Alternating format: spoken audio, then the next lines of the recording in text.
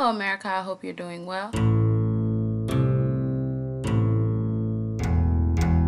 Welcome to my review of 90 Day Fiance Season 6, Episode 3. Hey, if you see me looking down, it's because I have my notes on my computer and I need to look at them.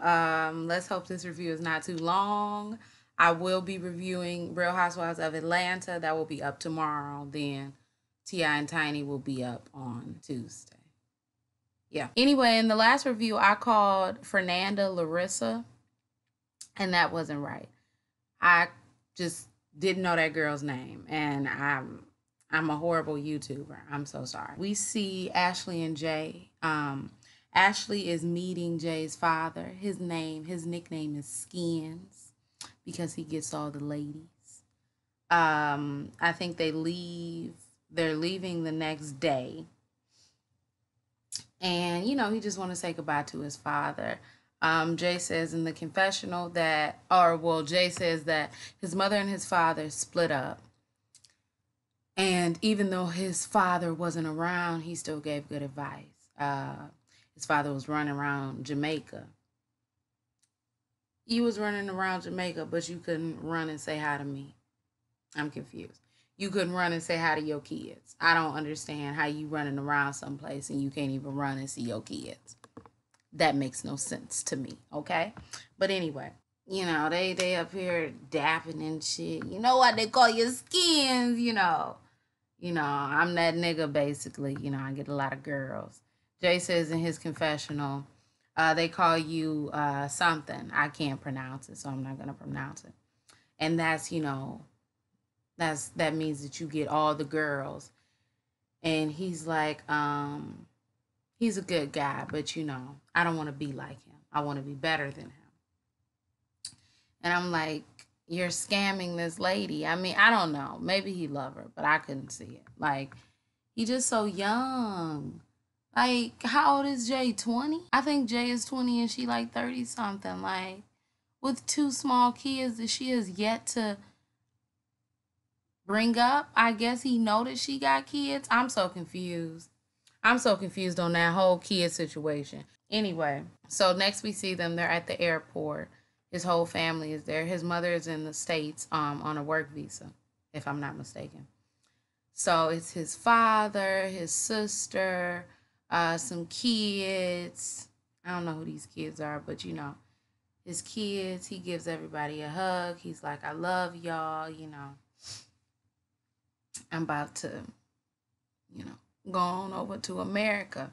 Oh, if you hear any extra noise, it is 11:13 at night. I'm trying to do this. My husband is here.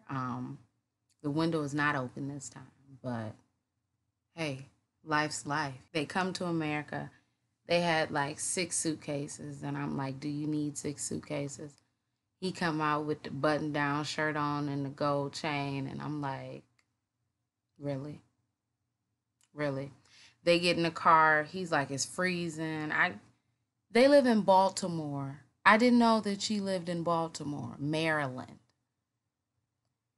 He's like, what? I hope your neighbors don't call the cops on me if it started to snow and they see me jumping outside. She like, oh gosh. She said Jay is moving into an all-white neighborhood. And as they drove down that long, winding road, the only thing I could think of is Get Out. We done had you. Never mind. The only complaint that I have about Jay is this this chin strap. Is that what it's called? I don't know what it's called, but I want him to shave it off. It's gross, it's ugly, and if you can't grow a full beard, then you're not allowed to have that. It's either all or nothing. Ashley also says that she hopes that they don't experience racism. People in hell hope for ice water, okay? That don't mean it's gonna happen. That don't mean it's gonna happen. Okay? Maryland, in an all-white neighborhood. We not even in the city in Baltimore. We in the suburb in an all-white neighborhood with a winding road that ain't got no damn lights on the side of the road. See, that's how you know you getting in the suburbs, in the boondocks. When you go down and ain't no damn lights. You just on some fucking trail. Well, not a trail. A road. And it's just winding down and your ass can't see shit. That's some scurry shit. Jay's here. He's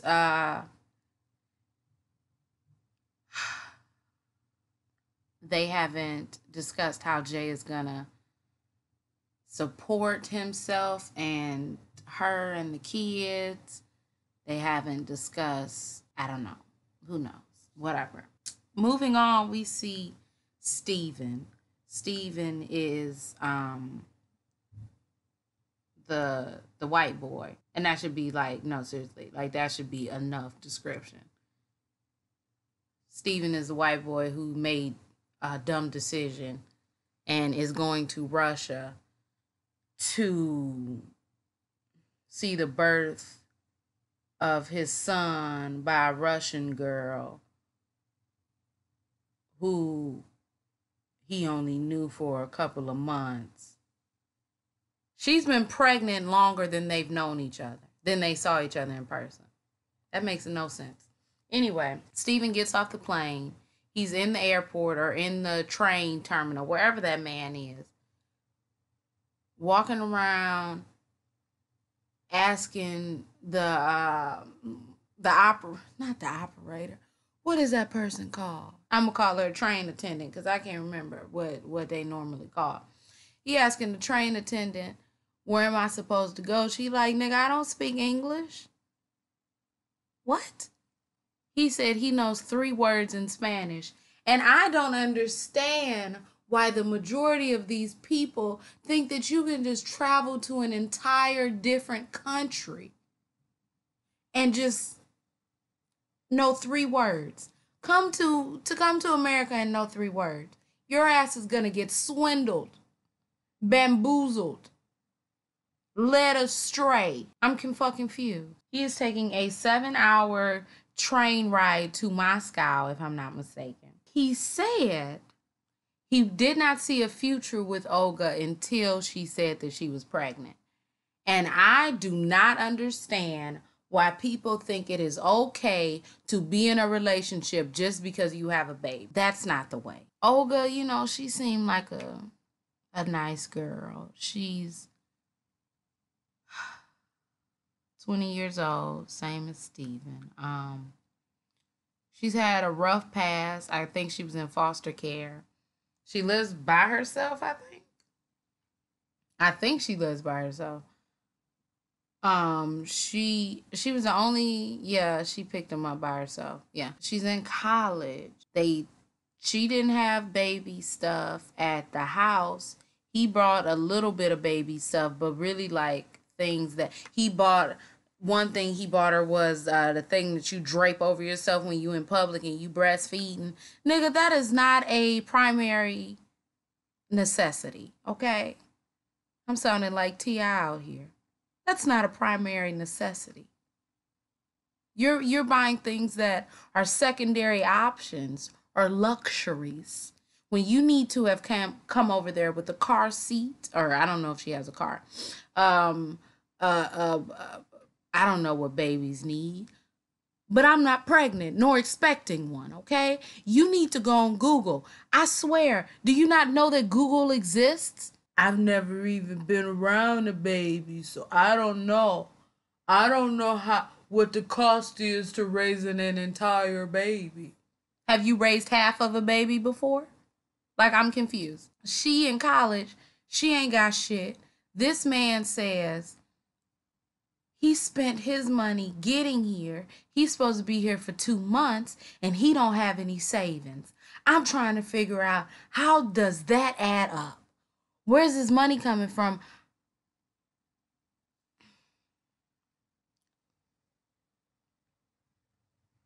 I'm really confused, okay? Because it makes no sense.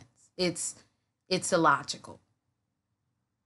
Olga says, did I say her name was Olga? Her name is Olga. Olga says to Steven, I have 2 days before I go into the hospital and I just wait until the baby is being born. Okay. He's like, so when is the baby coming? She like, I don't know. He's like, so you just gonna be in the hospital just chilling. Also, Steven cannot be allowed in the hospital, get special permission, and I think Olga has to get special permission to allow him in the delivery room. Does Olga not have parents at all or not any family? Because has she been going through this pregnancy alone? Because that's deep. That's some deep shit. I don't know, but they both have a little bit of issues. I mean, we all got issues, but they both got some substantial issues regarding family. So maybe that's why they want to make this thing work, because they didn't have the quote ideal family. So maybe they want to build the ideal family, but that's not going to cut it. So they go shopping. They're at the baby store. She's picking out stuff. He's like, she not even looking at the price tags on this stuff. He don't speak Russian, so he don't know what to get. He couldn't even ask for help if he wanted to. He's telling her she needs to teach him some Russian. And it's like, nigga, do you not know that Duolingo exists? Like, I'm confused. You can literally learn a language every day. Like, what are you doing? Like, you're dumb. You're dumb. You don't know anything. So they picking out shit. He's like, I feel like it's my obligation to pay. But then again, he has no money, no savings, and he's going to be there for 2 months. And I'm just really confused as to how that's supposed to work. So they end up spending 1,000 rubles, if I'm not mistaken. And he's like, it's 1,000 rubles a lot. She's like, yeah, it's a decent amount. I looked up 1,000 rubles converted to U.S. currency. It's $15.14. Now, I'm very confused because I might have gotten it wrong. Okay. I might have miscalculated the calculations. But if that nigga spent $15, and tell me, how much money did you bring with you? $200? If $15 about to break your pocket, then I'm very confused. You have a whole baby on the way. Like, as you say, you have an entire baby on the way. I don't get how you have no savings, how she hasn't been buying little stuff here and there, or you haven't been buying little stuff here and there. The moment y'all find out, y'all was about to be parents. I'm confused. Now you want to buy all this shit when she's damn near going into labor. Like, what the fuck? What? Next, we see Eric and Leida. They are in Pennsylvania. They are sightseeing in Pennsylvania. Look, don't come for me if you're from Pennsylvania, but tell me what's there to sightsee. She's like, do you know, like, places to go? He's like, no, I've never been here before. She's like, so why the hell would you take me someplace you ain't never been? I mean, it's historic. So they go to a mall, a food court. Her sister, I cannot remember her sister's name. Her sister and Leida are talking. She's talking about how, well, her sister is asking her, how she feels about Eric. She's asking her sister, how does her sister feel about the situation? Eric tells us that he was not completely honest regarding his finances, okay? That nigga broke. No ifs, ands, or buts about it. Now, Leida knows that he's broke, but I don't think her sister knows that he broke. And I damn sure know that her parents don't know that he's broke. But the man is broke, okay? The man couldn't buy Leida a maid, a butler, a driver, nor them beautiful painted ceilings if he wanted to. Also, we found out that Eric sends child support because his daughter is 11 to his ex-wife. And Leida was like, That shit gonna have to stop. I mean, I don't understand.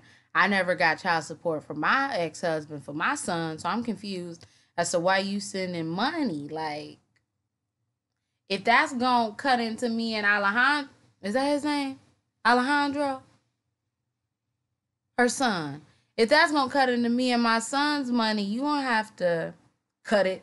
Just cut it off. Like, it's gonna have to stop.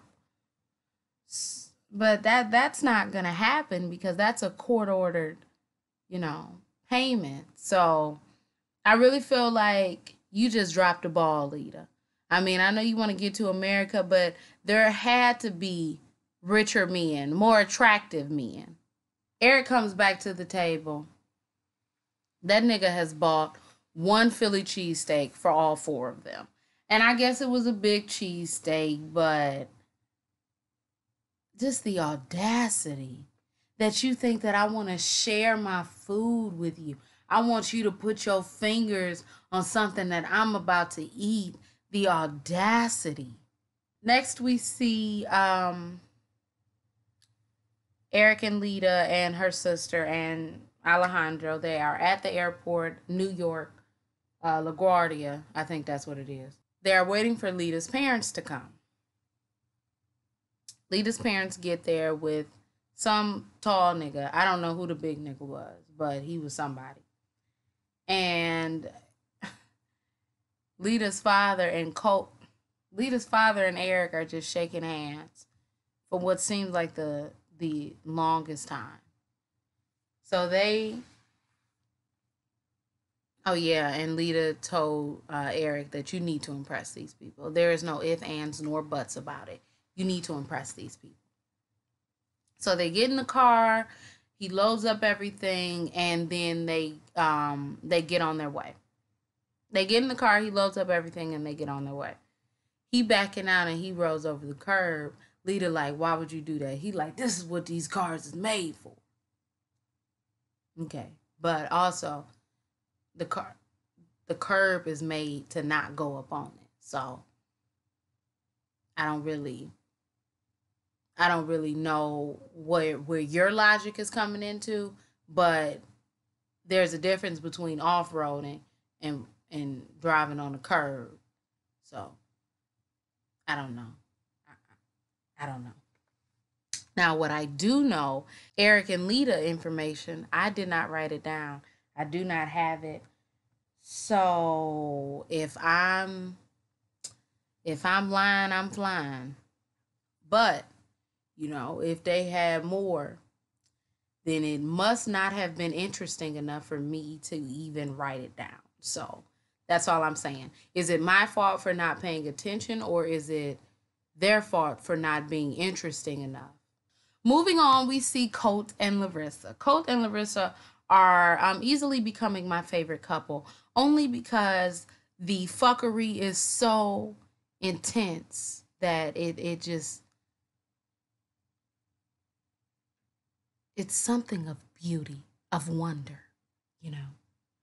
Anyway, they in this damn hot ass car. You can tell both of them are hot. Larissa is over it. She's hot. She's hot. The country sucks. The state sucks. The city sucks. The car sucks. You didn't bring her no damn flowers. She was on a 24-hour nonstop flight to get to this place. And it's hot as hell. It's not even that pretty. Like, what's the point? You can tell Colt is hot as well, even though he got on that button-down shirt, but maybe he's insecure about something. Who knows? So they get to the house, and Miss Debbie is there. Miss Debbie opens up the door. She starts to cry after hugging Larissa because she was just so happy for them. And I don't understand why you expected Larissa to be so cool with all of this. They walk in and there is no furniture in the living room, just none, nothing. Colt says, I'm I wanted to wait until you got here and all three of us can go pick out a couch. You can pick out a couch. My mother can help. I can help. It's all up to us because this is a roommate situation. It's a roommate situation. It's not fiance. No, it's a roommate situation. All of you guys are living together. That's roommates to me. Anyway, the decorations are atrocious. The only thing I'm gonna let slide is the slot machine because her husband bought it for her, and I wouldn't throw away nothing my mama gave me. Okay, even if it was a hideous slot machine, I wouldn't throw it away.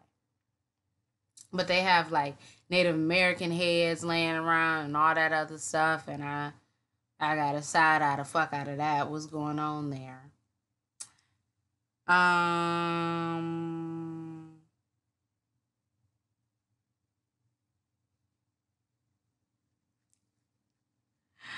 Colt says, me and my mother had our own thing going on for, a while, but now, it's me and Larissa. And it's just the way that he says these things. It's the way that they talk about each other that makes you say, well, are they boyfriend and girlfriend? I'm sorry. Just you don't say me and my mother had a thing going on. That just sounds wrong. It sounds wrong to say. You don't say me and my mother had a thing going on. What? Me and Mrs. John, we got a thing going on. Come on. Come on. Like, come on. Anyway, that's neither here nor there. Larissa goes on a tour of the house. She sees the house. She comes down. Debbie asks her, which is Colt's mother, Debbie. Debbie asks her, how did she like Las Vegas? Colt is like, she hates it. Yeah, she does hate it because it's a piece of crap, trash, okay? She should hate it. It sucks. Sorry. I only saw the strip, but the strip sucked anyway. It was too many drunk people and prostitutes. And I was like, I mean, make your money, prostitutes, but drunk people, get the fuck away from me. Anyway, so Debbie's like, how do you feel about the house? She's like, I mean, the house is nice. It's just small. We could get someplace bigger with a pool.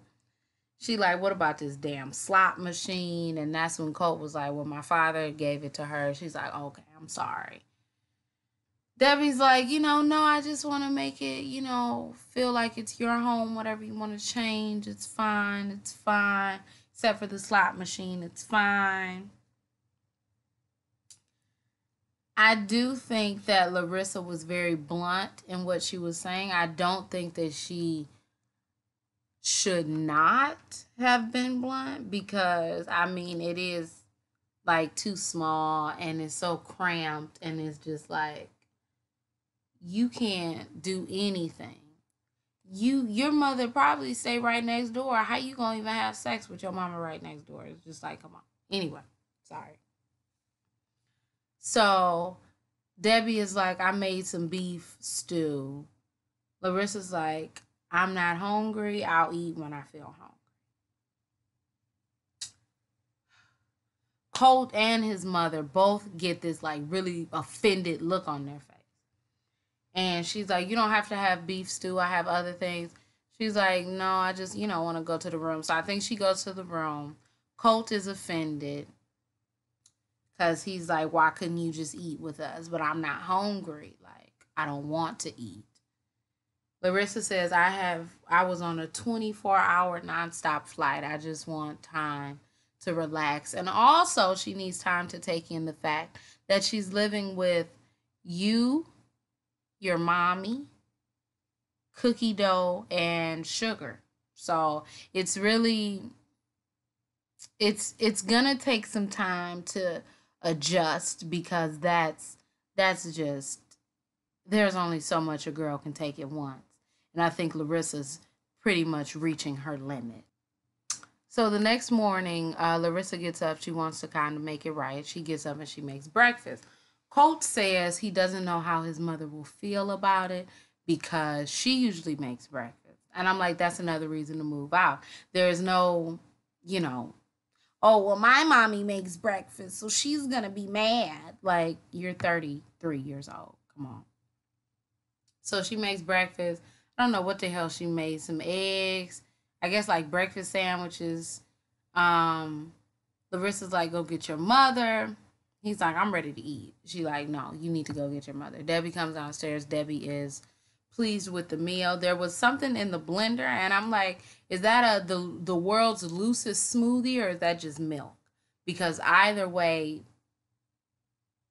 that's gross. But they had that blender is expensive unless that was just milk. Oh God. Please. Was that just milk in there? Is that what they No, cuz milk come in a carton, so they wouldn't need to put milk in a blender, right?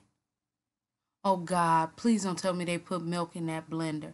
They're eating breakfast. Debbie is like, well, Colt doesn't really eat all of that bread, and he sometimes likes cauliflower turned into a hash. Larissa said Colt is spoiled, and he's definitely spoiled. He's a big baby drinking his milk. But I think Debbie is a little bit more receptive. She feels like Larissa is trying a little bit more. So whatever. I really could care less. Moving on, we see Fernanda and Jonathan. Fernanda cannot work under the K9 visa, so she's just there alone while Jonathan is out. Jonathan thought that it would be a good idea if her and his friend Danny go shopping, go to Target, just she be able to be around girls and be able to express herself. Fernanda says that Jonathan's friends are not as fun as her friends. Well, that's because your friends are 20 years old and their friends, well, his friends are 35 and established. Like, you don't go out and party when you're 35 and got a job and maybe 2 kids.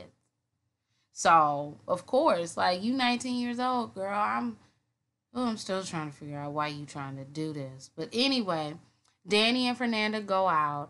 They're talking. Fernanda finally breaks down and tells Danny about the thongs that she found. Danny fully supports the story about, oh, well, maybe he just moved the drawer and didn't know that it was there. Look, if you like it, I love it. If that's a valid excuse for you, then whatever. I'm not going to say anything, but that's not a valid excuse for me.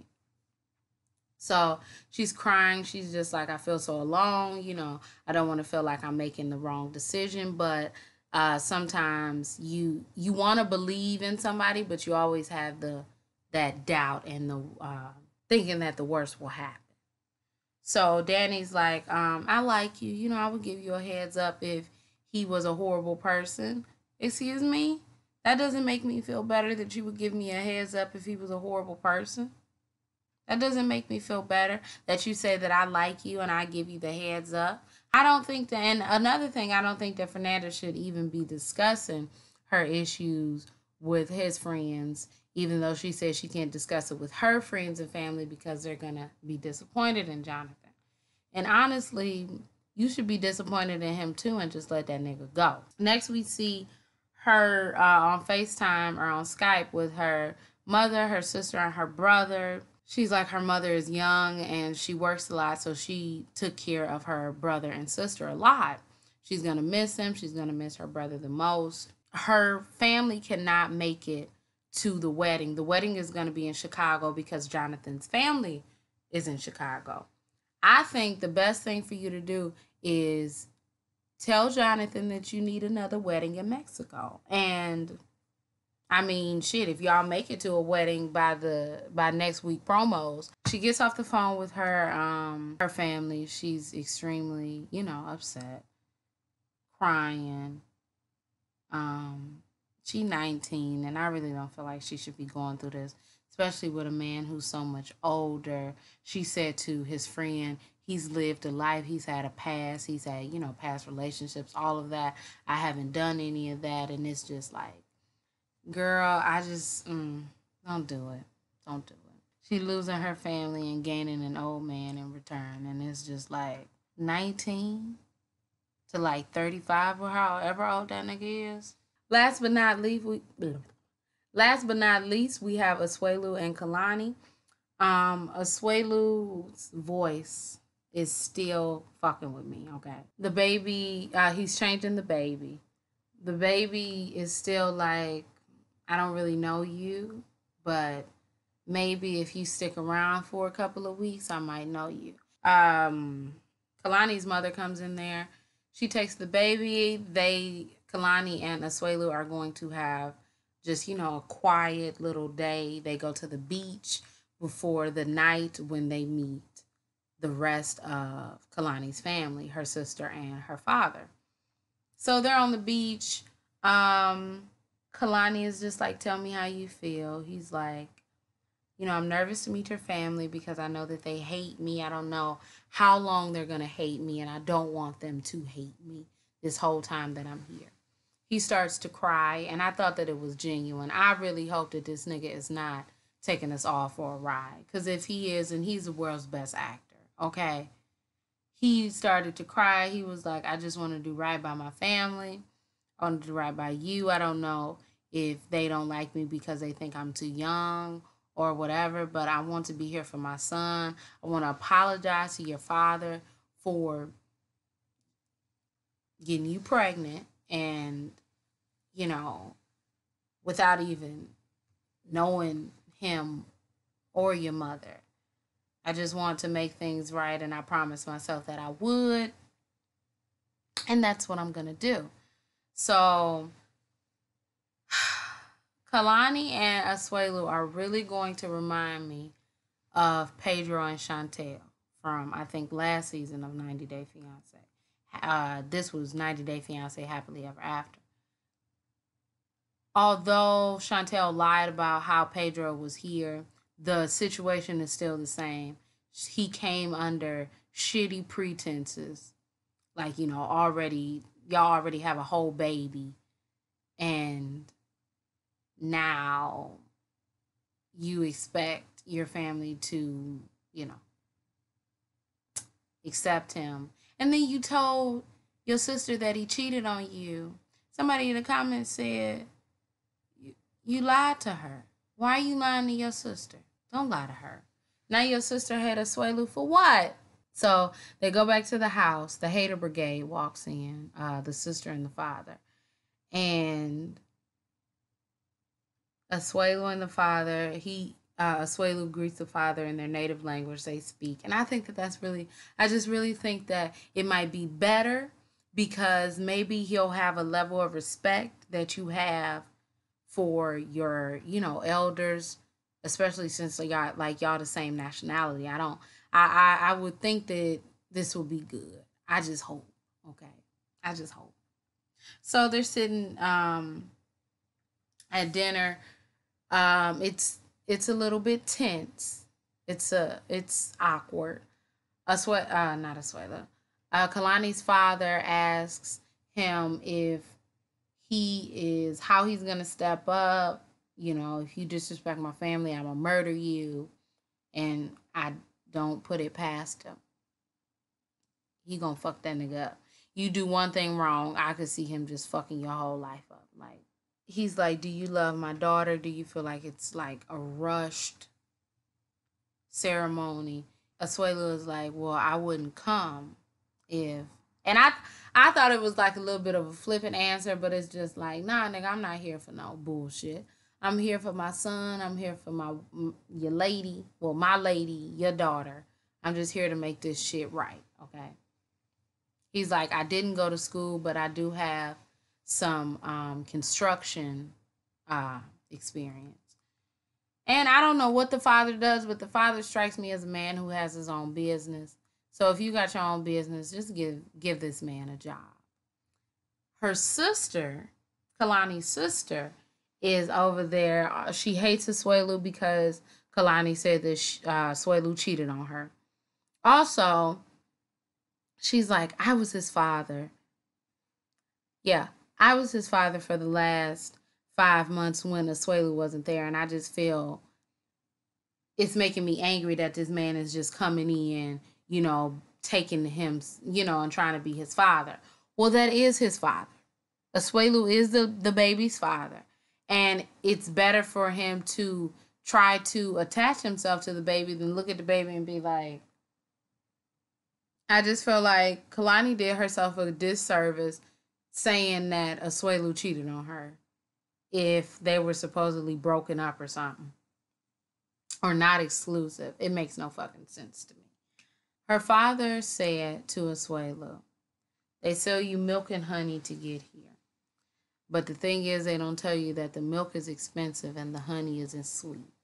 I was like, nigga, you out here spitting proverbs? You out here. Yeah, I like that. I'm done with my 90-day Fiance review. That about wraps it up. That promo with Fernanda slapping that woman in the face, I'm here for it. But I'm also here for you getting on that plane and going back to Mexico and saying, forget that man's. Because, homie, if you allow somebody to dance on you and you don't think that it's right, you don't think that there's anything wrong with it while you sitting up here doing like this. Oh, okay. Girl, your eyebrows are too snatched, okay, for you to be going through this. You can get you any man with eyebrows like that. With a face like that and the boobs that he paid for, you can get any man that you want. And do not let 39-year-old Jonathan try to convince you otherwise. Okay? Thank you all so much for watching. If you liked this review, please like, comment, and subscribe. If you want to follow me on Instagram, you can at Camera Brielle. Same name as the channel. My name is Brielle. I make beats. I sing songs. If you like what you see, come on along. And I'm sleepy, so I'm going to sleep. Bye.